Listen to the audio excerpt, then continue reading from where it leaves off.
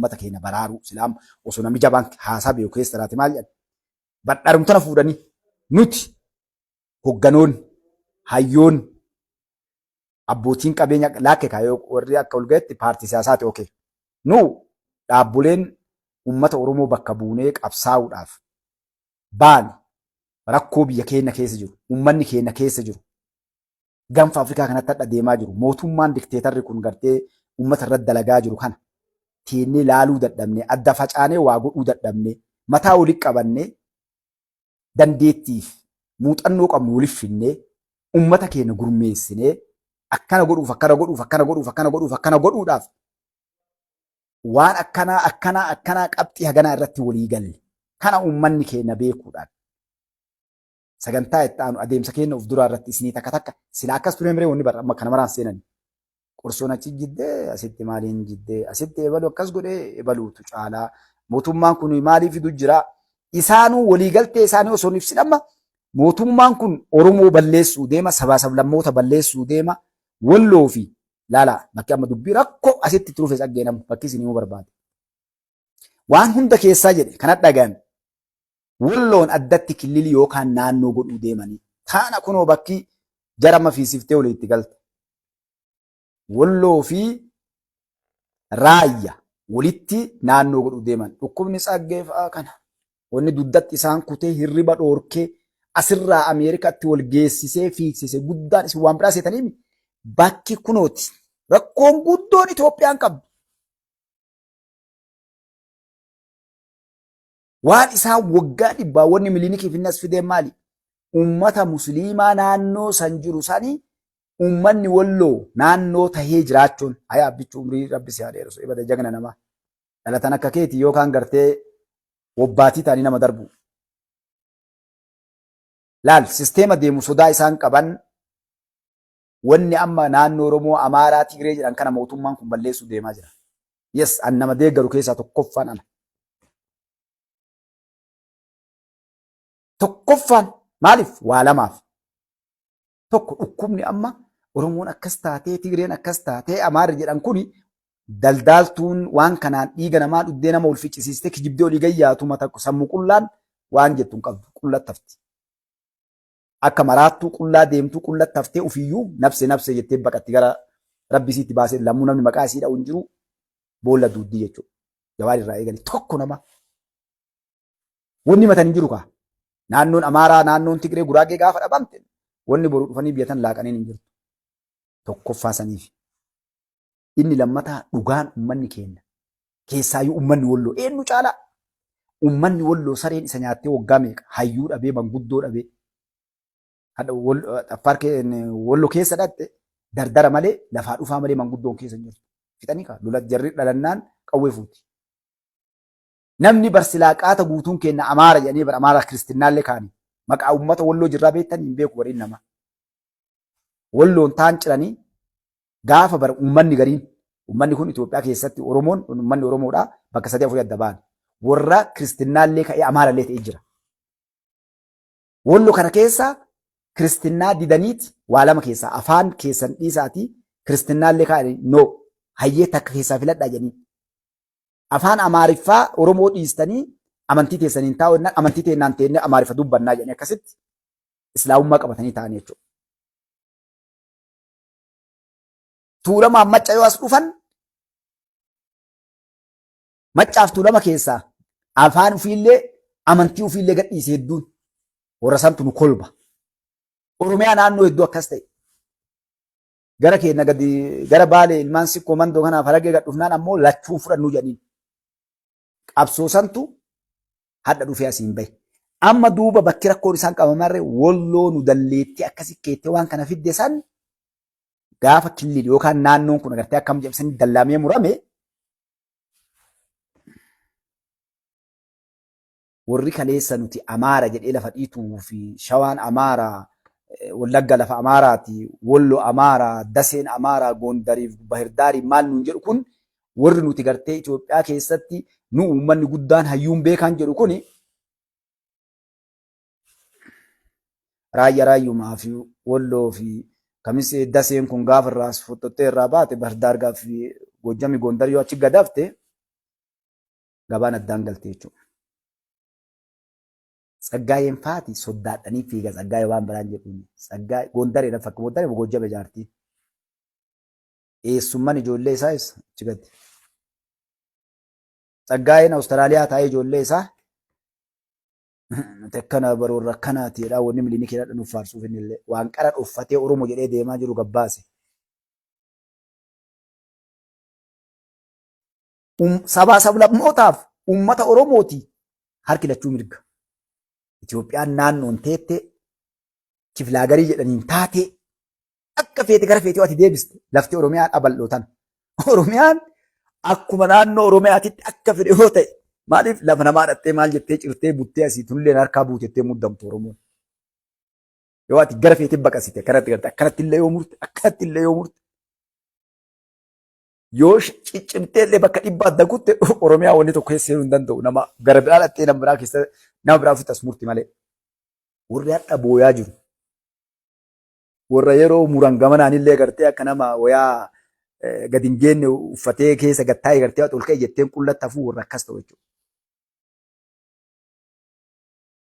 Warri lafa namaa kalee tooftaadhaan hangoodhaan cabsee of jala amma waan biriin nannaqinaa kaa warra akkoon teessan beektan yeroo barii waa faayinaan fuudhani. Waan itti gaddeemu jiru waan as deemu fuula keessan deemanii jiru. Soo kanaaf amma jedhi maal jettiin Oromiyaan eenyu sabaa sablammoota balleessuu hiree ufiin murteeffachuudhaa baduullee qabdi. Wanni rakkoon ittiin hattuun biyya diiddee isiitan. Oromoo maarree Oromoon hin bilisoomne akkam hiree ufiin murteeffachuu maali haga fottoquu. Badi jedhe bada. Gowwaan siyaasaan beekne naaf folchaa. Gowwaan siyaasaan beekne siyaasa jechuun dubbiin hin galle siyaasa jechuun mala jireenyaa mala waan tokko ittiin tolfattu mala waan tokko bira ittiin dabartu. Hiree ufiin murteeffachuu kana addi bilisummaa Oromoo gaafa qabsoo uummata Oromootii bahu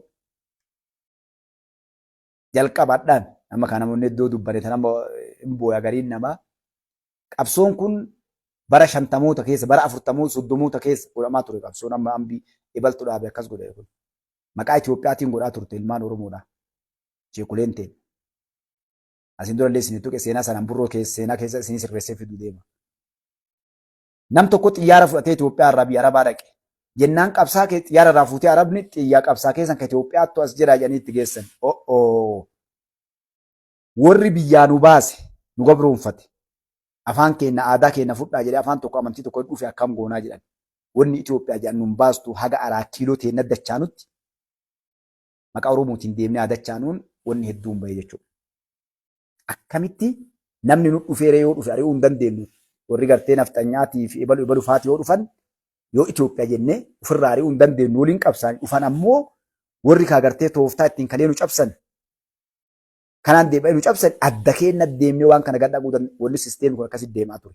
Gaafa ilmaan Oromoo waan kana bal'isanii as fidanii gareen Leencoo Lataa fa'aa Daawud Ibsaa fa'aa Diimaa fa'aati gartee Harargee dhaqanii akkasii wal kitimanii wanni sun marti diigamee dhufee gaafa Mallas Zeenaawiidhaa ammoo hangoo itti kennitu Leencoon fa'aati gaafa Oromoo hoodhaa jennaan lakki Oromoo nama balate hin qabdu loluu hin dandeettu lolchiisuu hin dandeettu biyya ijaaruu hin dandeettu tiksee looniiti jedhanii didansanii hiree ufiin murteeffachootu hin qaayame. Hiree gartee wannaa 30 qabxii wannaa 39 san kaa'an jechuudha. Tooftaan kun maaliif kaayame? Namoota naangoo waarsanii areera itti qabanii Mallas Zeenaawii fa'aa hangoora tursiisuudha jechuudha. Mallas akkasitti feeka wannaa dharaa Oromoo dharaa sabaa sablammoota dharaa hundaa akkasitti kaahee nama waa itti dubbatuun lollee dhufnee deemaati gaara dhaqaa bakkeen dhaqaa lolaa koottaadhaa yeroo dubbiin jabduun itti dhufte Mallas Zeenaawiidha. Uummata Affaarii akka Itoophiyaan daangaan arganne buufata uummata Affaarii ka Itoophiyaadhaa bakka sadii adda muranii gurguratan gaafas. Kun hundi akkan aabbichuun dhufu ilmi Oromoo tokko boru dhufu waan beekaniif tooftaalee dalagamaa ture jechuudha. Isin galame gaariitti. Karaa dheeraa nu deemnee kanaaf hiree ufiin murteeffachuu akka fottoquutuun 39 kaantuun baduu qabdi. Maaliif eenyu wanni irraa fottoqa? Eessatti biyyi kun biyya kalee walitti hin jirretu hadhaa walitti dhufamee humnaan dirqamaan afaan qawweetiin biyyoonni adda addaa walitti dhuftee hadha fottoquuf hiree ufii murteeffachuu hagonnaatti jira miti. Itoophiyaan takkatti. Nama adda ba'uu hin danda'u.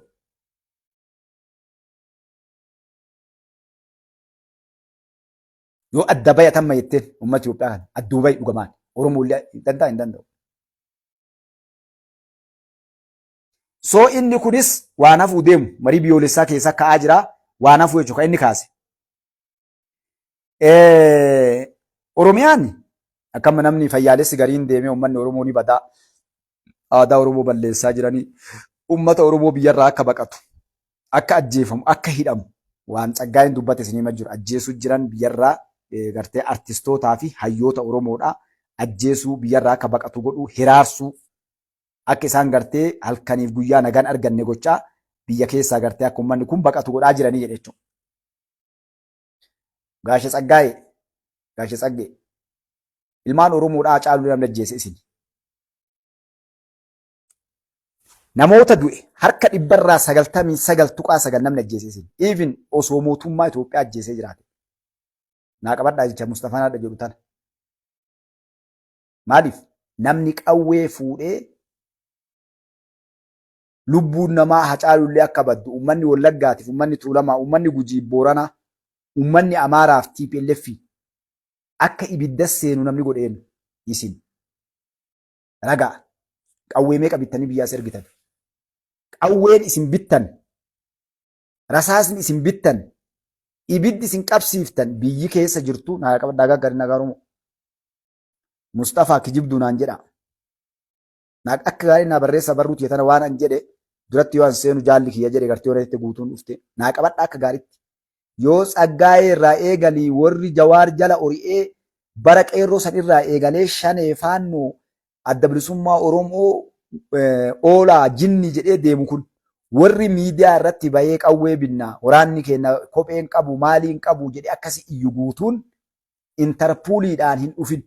Yoo hedduun namaa biyyuma sittiziinaa san keessa dippoortiin godhamin yoo aabbichuun kana maraan godhu jedhee dhiise malee.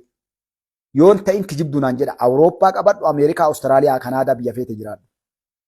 Waa'ee naan jedha. Sababni kun godhamuuf. Biyyoonni kun heera jira qaban, seera qaban. Ati paartii feete deeggaruu mirga qabda.